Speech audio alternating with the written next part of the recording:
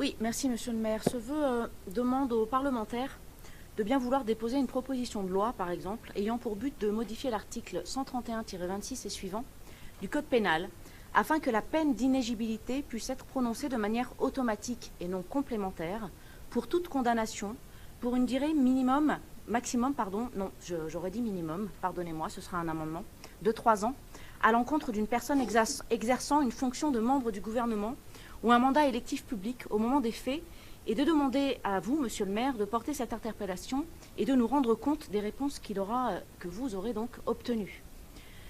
C'est d'ailleurs une proposition que j'avais à l'époque, lorsque j'étais députée, défendue au sein de mon groupe en 2017 sur la loi Transparence de la vie publique. Notre pays traverse une crise démocratique profonde dans laquelle l'exigence d'exemplarité et d'éthique en politique se fait de plus en plus forte. Ici, à Grenoble, parce qu'aucune loi ne l'interdit, un homme politique peut à nouveau participer à la vie publique de la ville qu'il a ruinée en vendant le service public de l'eau à un grand groupe privé pour son intérêt personnel.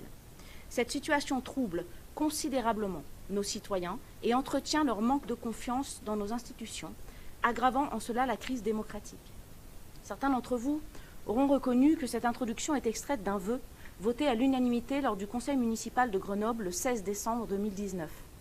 Et pour l'adapter à la situation actuelle, il suffit de modifier la deuxième phrase et de la remplacer par exemple par « ici à Grenoble », parce qu'aucune loi ne l'interdit, un homme politique, le maire de la ville, pour poursuivre tranquillement son mandat alors qu'il a été condamné pour favoritisme dans le cadre de ses fonctions. Dans ce vœu de 2019, le conseil municipal avait décidé d'interpeller tous les parlementaires pour qu'ils déposent une proposition de loi ayant pour but de modifier l'article en référence du Code pénal, lequel prévoirait donc une peine d'inéligibilité puisse être prononcée à titre définitif à l'encontre d'une personne exerçant une fonction donc de membre du gouvernement ou un mandat électif public au moment des faits. Il demandait également, toujours ce vœu de 2019 que vous avez voté à l'unanimité, au maire de porter cette interpellation et de lui rendre compte des réponses qu'il aurait obtenues. 4 années se sont écoulées depuis ce vœu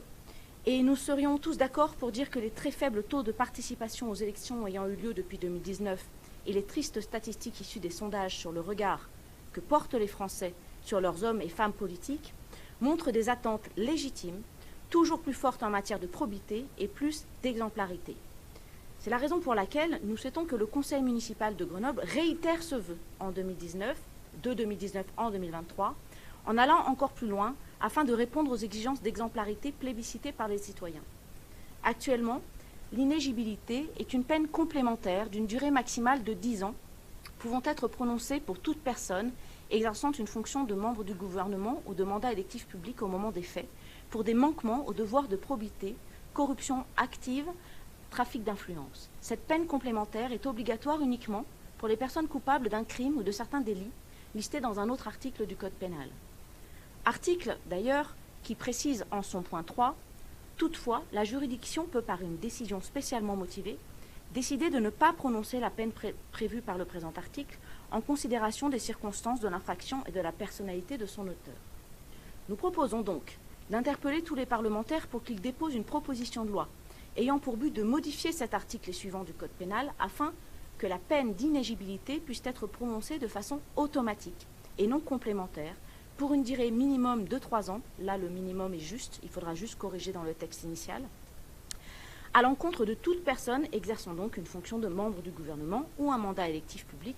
condamné dans le cadre de ses fonctions et de demander à vous, monsieur le maire, de porter cette interpellation et de lui rendre compte donc des réponses que vous auriez obtenues. Le délibéré, le conseil municipal décide d'interpeller tous les parlementaires pour qu'ils déposent une proposition de loi ayant pour but de modifier l'article 131-26 et suivant du Code pénal afin que la peine d'inéligibilité puisse être prononcée de manière automatique et non complémentaire pour toute condamnation pour une durée minimum de 3 ans à l'encontre d'une personne exerçant une fonction de membre du gouvernement ou un mandat électif public au moment des faits et de demander à monsieur le maire, vous donc, de porter cette interpellation et de nous rendre compte en conseil municipal des réponses obtenues. Merci. Oui, merci monsieur le maire. Alors, pardon, mais je reviens au vœu d'avant. On a bien senti la petite manœuvre pour éviter de parler du sujet. J'ai même pas eu le temps de lever le doigt en réponse à la micro-réponse que vous avez formulée. Donc, je reviens au vœu d'avant. Pour quand même rappeler aux Grenoblois qui nous regardent, j'ai bien compris que vous ne répondrez pas et que c'est un sujet qui vraiment vous gêne et que vous esquivez le plus possible, mais qu'en 2019, dans le vœu qui a été voté par votre majorité et à l'unanimité du conseil municipal, un amendement de M. Koutaz a été voté et approuvé. Je le cite, d'interpeller tous les parlementaires pour qu'ils déposent une proposition de loi ayant pour but de modifier le même article que celui que je vous propose du Code pénal, lequel prévoirait que la peine d'inéligibilité puisse être prononcée à titre définitif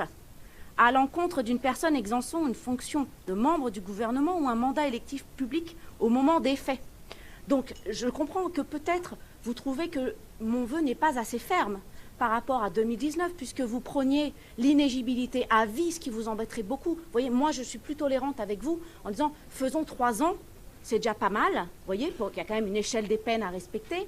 Et je vois que vous le balayez en disant il ne peut pas y avoir de peine automatique. C'est exactement ce que vous proposiez dans le vœu. Si, monsieur le maire, ne dites pas non,